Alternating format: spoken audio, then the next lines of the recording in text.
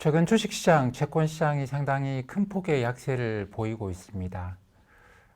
이게 이유가 뭘까요? 많은 사람들이 미국 이야기를 하는데 오늘은 미국 이야기를 하는 것에 대해서 좀 경종을 울려야겠다라는 생각을 합니다. 최근에 그렇죠? 미국 주식시장 계속 사상 최고치 행진을 하고 있잖아요. 미국 채권시장, 테이퍼링 이런 이야기 하고 있지만 금리 그렇게 안 올라갔거든요. 10년 만기 국채금리를 보게 되면 올해 여름에 10년 만기 국채금리가 1.3% 하던 게 지금 1.5% 불과 0.2%포인트 20bp 정도 올라갔는데 비슷한 시기에 우리나라 10년 만기 국채금리는 지난 주말에 거의 2.5, 2.6% 가까이 까지 올라갔으니까 한 0.7%포인트 정도 금리가 올라갔네요. 3년 만기 금리는 올해 그때 이제 1.2% 정도 하다가 지금 2.1% 정도 거의 90bp, 0.9%포인트 정도 올라갔습니다. 이게 테이퍼링 때문일까요? 테이퍼링 한다고 이러는 걸까요? 우리나라 코스피도 마찬가지죠. 코스피도 지난 주말에 3,000선을 다시 뚫고 내려왔습니다. 고점 대비해서 10% 이상의 하락이 나타나고 있는데 미국 주식시장은 계속 고점을 뚫고 올라가고 있는 중이에요. 이것도 테이퍼링 때문일까요? 미국에서 하는 테이퍼링이 글로벌 자금의 흐름의 변화를 낳아서 신흥국에서 빠지고 있다. 그렇게 설명을 해야 되는 걸까요? 저는 그렇게 생각하지 않습니다. 이거는 우리가 미국을 따라서 시장이 움직이기도 하고 미국과 완전히 시장은 다르게 움직이기도 하고 정책적으로도 미 연준의 정책을 따라가기도 하고 아니기도 한데 이때는 이렇고 저때는 저런 것이죠. 상황에 따라서 달라요. 이럴 때도 있고 저럴 때도 있는데 늘 미국이 어떻게 해서 연준이 어떻게 해서 그걸로 이제 근데 미국 시장은 자꾸 올라가는데 한국 시장은 왜 떨어지지? 그게 글로벌 자금 흐름의 변화를 낳아서 이런 식으로 핑계를 대고 변명을 대고 이유를 대면 끝없이 이유를 댈 수 있겠죠. 근데 제가 볼 때는 시작부터가 잘못된 것 같아요. 미 연준의 테이퍼링에서 이런 일이 생겼다라고 생각하면 안 될 것 같습니다. 오늘 그 이야기를 좀 해야 될 것 같아요. 이유는 뭐냐? 주요 신흥 국가들이 한국을 포함한 주요 국가들이 미국의 정책을 따라가지 않겠다라고 정책적으로 결정을 내린 겁니다. 가령 우리나라 한국은행 금리 한번 올렸죠? 11월 달에도 또 올릴 거라는 이야기를 많이 하고 있는데 한국은행만 이러느냐? 러시아 연초에 금리가 4.25%인가 그래서 중앙은행 금리가 지금은 7.5%인가 그동안 6번 올렸습니다. 3월 달부터 6번의 금리 인상을 했어요. 러시아 중앙은행, 브라질 중앙은행 역시 6번의 금리 인상을 했습니다. 이 중앙은행 금리가 2%이던 것이 기준금리가 지금은 7% 위로 올라가 있는 상황입니다. 중국 금리 올리지 않았죠. 심지어는 지급준비율을 낮추게 됐습니다. 근데 중국도 금리 인상, 상당히 큰 폭의 금리 인상을 한 것과 같은 긴축을 하고 있어요. 왜냐하면 기업들을 이제 부도 처리를 하는 헝다그룹 같은 굉장히 큰 기업인데 부도 처리를 하고 있죠. 이게 뭐겠습니까? 그러면 기업들이 돈을 빌리기 어려워져요. 그리고 가게도 대출받기 어렵게 하고 부동산 보유에 대해서 세금도 매긴다고 하고 이게 사실 시중의 돈을 이렇게 줄여나가고 있는 그런 과정이죠. 금리 인상은 안 하고 있을 뿐 금리 인상보다도 훨씬 더 직접적인 영향을 미치는 긴축을 아주 강하게 하고 있습니다. 굉장히 큰 나라, 신흥국들 굉장히 큰 나라가 서로 약속이나 한 듯이 미국의 정책과는 달리 굉장히 빠른 속도의 긴축을 하고 있습니다. 무엇을 이야기하는 걸까요? 미국의 연방기금금리 인상을 따라갔다간 아마도 그게 내년 말이나 내후년부터 있겠죠. 근데 그때까지 기다렸다가는 너무 늦고 그랬다가는 까딱 잘못하면 나라가 망할 수도 있다라는 경험들을 해본 나라들입니다.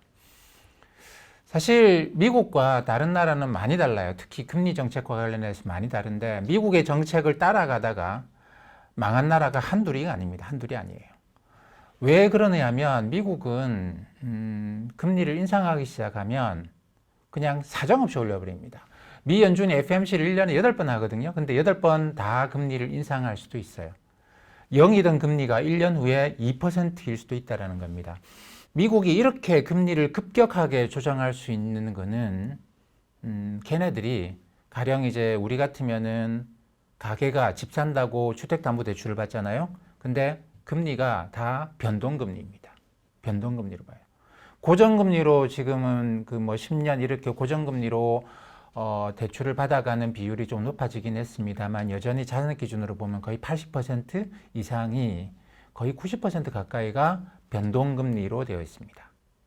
시장금리가 올라가면 이게 3개월 후에 또는 1년, 2년 후에 시장금리에 연동해서 가계가 부담하는 이자가 올라가게 되어 있습니다. 그렇기 때문에 만약에 우리 같은 나라가 미국을 따라서 미국은 천천히 올리기 시작하면 확 올려버리는 이런 금리 정책을 쓰는 것이죠.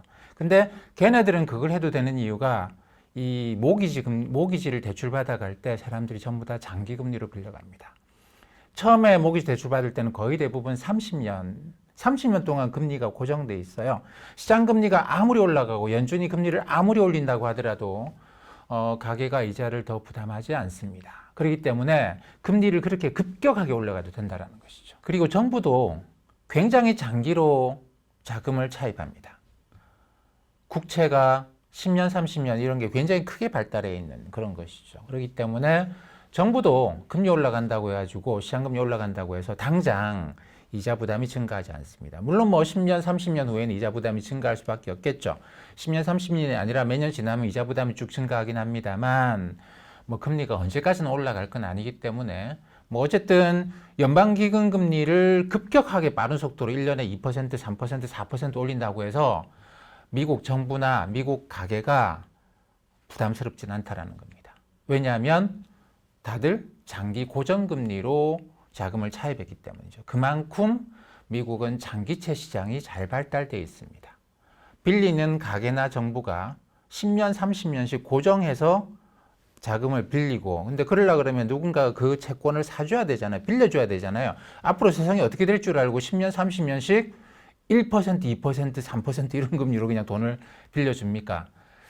힘들겠죠. 근데 그 나라는 워낙 안정적이다 보니까 그렇게 돈을 빌려주는 이 투자자층도 굉장히 넓게 분포가 되죠. 장기 채권 시장이 많이 발달해 있기 때문에 이게 장기로 사람들이 돈을 빌리고 그렇기 때문에 경제 상황에 따라서 연준이 중앙은행이 금리를 올리기 시작하면 한꺼번에 쫙 하고 올릴 수가 있습니다. 그래서 얘네들은 금리를 좀 늦게 올려요. 늦게 올립니다. 근데 우리나라를 포함한 미국을 제외한 신흥국들 대부분 다 뭐냐면 그렇게 장기채 시장이 발달해 있지 않아요. 내가 장기로 빌리려고 해도 우리나라 주택담보대출이 왜 변동금리로 되어 있겠습니까? 그거 고정금리로 바꾸려고 무진노력 했거든요. 근데 안 돼요. 안 됩니다. 왜냐하면 그만큼 장기 채권 시장이 없는 거죠. 은행한테 10년, 30년씩 고정금리로 빌려주세요. 은행이 우리 10년, 30년씩 고정으로 우리가 자금 조달을 못 하는데 우리가 돈을 빌려와서 은행이 돈을 빌려와서 가게한테 돈을 빌려주는 거잖아요. 우리가 10년씩 고정금리로 돈을 못 빌려요. 근데 우리가 10년씩 고정금리로 가게한테 돈을 빌려주면 그동안에 금리 올라가면 우리는 3개월, 6개월, 1년짜리 금리로 돈을 빌려왔는데 가게한테 10년짜리 고정으로 빌려주면 그동안에 금리 올라가도 가게는 괜찮겠지만 은행은 어떻게 되겠습니까? 이 이자 부담이 급증하겠죠. 가게한테 받는 돈은 고정돼 있고 이쪽에서는 금리 올라가고 은행 망합니다. 그래서 그렇게 대출을 못 한다라는 겁니다. 그동안에 이제 변동금리로 해가지고 가계대출 엄청나게 증가한 상황이잖아요. 여기서 만약에 우리가 미 연준과 같은 정책을 쓴다고 한다면 가만히 있다가 올릴 때 되면 쫙 올려버려. 하루에 뭐 1년에 2%포인트씩 금리를 올려버린다고 한다면 가계가 급격한 이자 부담의 상승으로 인해 가지고 가계가 이자를 못 갚는 일이 굉장히 많이 발생할 거예요. 이게 이제 미국하고 다른 나라들하고 차이입니다. 특히 신흥국, 한국도 그렇고 중국도 그렇고 러시아도 그렇고 브라질도 그렇고 다 그래요. 근데 이제 미국은 그동안도 계속 그래왔거든요. 근데 옛날에는 잘 몰랐죠. 잘 모르고. 그래서 대충 미국 연준 따라서 그냥 금리 올리고 미국 연준 금리 안 올리면 올리지 맙시다. 이렇게 살다가 망한 나라가 한둘이가 아니죠. 미국이 저금리 정책을 쓰고 하면서. 미국은 저렇게 해도 물가 부담이 별로 없어요. 전 세계에서 물가 상승이 나타나더라도 사실 물가 때문에 제일 덜 고생할 나라가 미국입니다. 왜냐하면 서비스 소비가 중심이거든요. 그렇기 때문에 미국은 인플레이션이 발생해도 가령 뭐 원자재 가격이 올라가요. 제일 마지막 영향을 받을 나라고. 그리고 미국은 자기네들 스스로 그런 이야기 하는데 우리는 금리만 좀 올리면 그러면 인플레이션 잡을 수 있다라는 겁니다. 근데 중국이나 다른 나라, 러시아나 브라질이나 한국이나 이런 나라들은 이 서비스 소비주가 아니고 제조업이 많죠. 그 다음에 원자재 이런 비중이 크기 때문에 원자재 가격, 국제 원자재 가격이 올라가 버리면 인플레이션이 발생해요. 근데 한국이나 중국이나 브라질이나 러시아 중앙은행이 금리 올려가지고 국제 원자재 가격을 잡을 수 있느냐 말이죠. 이 때문에 중앙은행이 금리 정책 써가지고 인플레이션을 잡을 수가 없는 경우가 많습니다. 그래서 미국은 덤덤한 거죠. 뭐 인플레이션 생기면 그때 가서 금리 올리면 서비스 소비가 위축되면, 소비가 위축되면 곧바로 안정된다. 그러니까 우리가 지금 물가에 대해서 그렇게 신경 쓸 필요 없다. 지금 당장 올라가는 게 일시적이겠지. 이러고 있는 거거든요. 근데 우리만 하더라도 중국, 러시아, 브라질, 한국 이런 나라들은 야, 이게 일시적이 아닐 수도 있는데 가능성이 상당히 있는데 우리가 미국 따라서 그렇게 할 수는 없다라는 겁니다. 그 다음에 미국은 또 이런 생각이 있어요. 아니 그거 뭐 버블, 자산 버블, 금리가 너무 낮은 상태가 지속되면 자산 버블이 생기지 않겠는가? 미국은 별로 걱정 안 해요. 왜냐하면 그동안 여러 번 미국에서 버블이 폭발한 적이 있죠. 버블 붕괴가 일어나고 미국 망한다 그랬는데 사실 버블의 붕괴는 미국을 망하게 한 게 아니고 다른 나라들을 망하게 했습니다. 가령 1987년에 블랙만데이, 1980년대 버블이 붕괴가 된 거거든요. 하루에 다우존스 지수가 23% 하락한 그 블랙만데이라고 부르는 게 1987년 10월인데 그걸로 미국이 망했느냐? 미국은 뭐 그러다가 2년 있다가 보니까 다시 주가가 원상태로 올라와요. 그동안에 미국 망한다고 전 세계가 저금리 정책을 쫙 썼죠. 누가 망했습니까? 일본이 망했습니다. 저금리에 대출 막 늘리고 부동산 경기 띄우다가 일본이 망했습니다.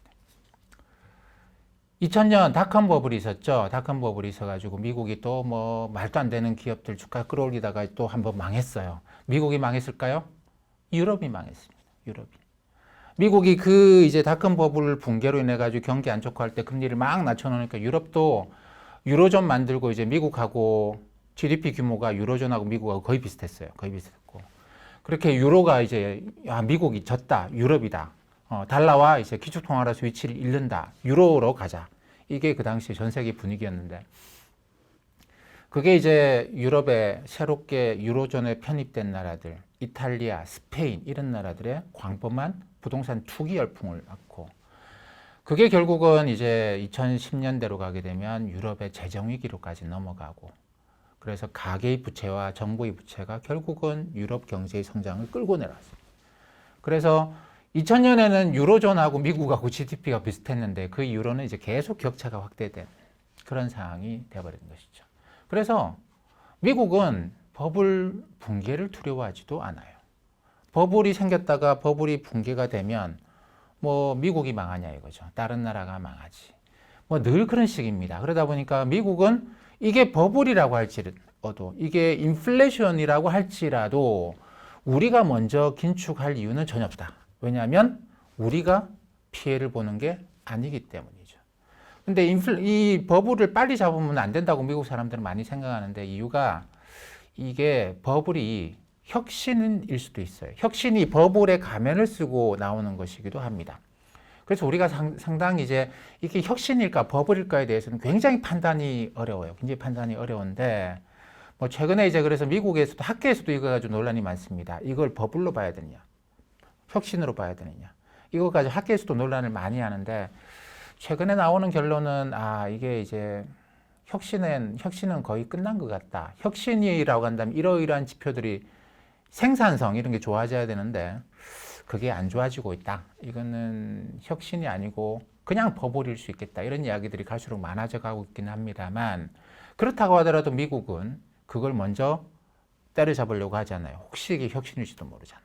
세상이 이렇게 가는 건데 이렇게 발전하는 건데 우리가 그거 버블이라고 잘못 알아가지고 목을 치면 버블의 목을 치는 게 아니고 혁신의 목을 칠 수 있다는 겁니다. 유명한 사례가 있죠. 1996년에 당시에 그린스펀 연준 의장이죠. 연준 의장이 irrational exuberance라는 표현을 씁니다. 비이성적 과열. 그 당시에 주가가 나스닥이 막 올라오고 있었거든요. 90년대 초반부터. 그걸 말도 안 되는 가격에 주식을 거래하고 있다고 해서 그린스펀이 비이성적 과열이라는 표현을 썼는데 그게 연준 내에서 아마 제가 볼 때 연준 역사상 잘못된 말 중에 넘버 원일 거예요. 이게 이제 IT 혁신의 그 시작점이었거든요. 그래서 그 다음부터 이 내부에서 논란이 많았고, 그 다음부터 그린스펀을 포함한 연준 사람들은 더 이상 이런 식으로 혁신을 버블이라고 부르는 것을 극도로 피합니다. 냅두는 거죠. 냅두는. 그 버블 터지면 우리가 손해 아니고 다른 나라들이 그 피해를 다 입을 거, 이런 식의 생각이에요. 자, 이걸 우리가 한두 번 당해봤나요? 한두 번 당해봤나요? 우리도 1997년 외환위기라는 게 있었죠. 러시아, 브라질 2013년, 14년에 외환위기 겪었어요. 외환위기 겪었습니다. 돈이 빠져나가면서 러시아도 저기 마트의 생필품 다 동나고 유럽 자본 빠져나간다고 뭐 루블화 환율이 폭등을 하고, 브라질도 그런 걸 겪었었죠. 그걸 겪으면서 이 러시아나 브라질이 이제 단단하게 결심을 굳힌 거죠. 미국 정책을 따라가지 않겠다. 연준 정책을 따라가지 않겠다. 쟤들이 저렇게 나오면 우리가 먼저 긴축해서 글로벌 인플레이션이 생겼을 때 긴축을 어느 정도 해놓고 나면 파급 효과 피해가 적거든요. 근데 그때 가서 뒤따라서 미국 연준 따라 뒤따라서 그때 긴축을 시작하면 우리 또다시 그런 어마어마한 어려움에, 경제적 어려움에 직면할 수 있다. 그리고 그렇게 해서 망한 나라가 한둘이가 아니다. 이런 식의 생각을 하고 있는 것이죠. 그렇기 때문에 미 연준을 따라서 테이퍼링 이렇게 천천히 하고, 금리 인상 한참 후에 천천히 하고, 이거는 이제 주요 신흥국들이 생각을 안 한다라는 거예요. 그러다 보니까 미국을 따라서 테이퍼링 한다고 지금 이러는 게 아니고, 미국은 저렇게 하는데 이 나라들은 지금 초반에 딱 잡고 시작하겠다고 덤벼들었구나라고 하는 식의 생각을 하는 것이죠. 그게 주식시장. 이 중국의 긴축, 이 신흥국가들의 금리 인상, 한국의 금리 인상, 이거 그냥 봐서는 안 될 이야기네. 일단 소나기는 피하자. 얘들도 언젠가는 긴축을 끝낼 건데 아직까지는 아닌 것 같다. 소나기 피하자. 미 연준하고 정책하고 연동되어 있다고 생각하고 이 생각 버리고 얘네들은 지금 다르게 움직이는 것 같다. 일단 소나기 피하자. 지금 그게 주식시장도 채권시장도 그런 움직임에 들어가 있다고 보시면 될 것 같습니다. 그래서 우리가 이제 미국 시장을 중심으로 봐야 될 때도 있어요. 그리고 그럴 때가 시간이 좀 길기도 한데, 세상은 늘 다른 모습입니다. 이거는 자연계가 아니에요. 이거는 우주를 다루는 것도 아니고 로켓을 다루는 것도 아니고, 늘 이렇게 하면 이렇게 나타나는 일정한 것이 아닙니다. 남이 실험해서 성공했다. 그걸 그대로 내가 실험하면 성공해야 되는 게 자연과학의 영역이잖아요. 근데 이 인간 세상은 결코 그런 영역이 아닙니다. 지난번에 이렇게 미국 따라서 코스피 주가 엄청 올라가더만 작년에도, 근데 작년에 그랬다고 해서 올해도 그렇다라는 것은 아닌 거죠. 그때 다른데, 그래서 저는 투자에서 가장 중요한 게 뭐냐면 사람들의 지금 컨센서스가 뭐냐. 그게 유튜브에 누가 나와서 이야기한다고 해서 그게 컨센서스가 되는 건 아니고요. 시장 나름대로는 시장을 움직이는 큰 손은 말이 없어요. 말이 없습니다. 그냥 가격이 움직이고 하는데, 돈은 움직이고 하는데 말이 없어요. 그거를 언론에서 또는 유튜브에서 이렇게 이야기한다고 해서 그게 시장의 컨센서스는 아니고 그게 시장의 흐름의 본질은 아닐 수 있습니다. 제가 볼 때 지금 시장의 흐름의 본질은 미국과는 이 나라들이 다르게 움직이는데, 그게 좀 더 갈 것 같고, 이 나라들은 글로벌 인플레이션의 발생에 대해서 그거의 발생을 차단하지 않으면 안 된다. 그리고 그게 발생하더라도 우리한테 들어오는 영향을 최소화시키겠다. 이런 식의 생각을 갖고 긴축을 계속 해나가는 중이다. 미국과는 다르다. 이렇게 보시면 좋을 것 같습니다.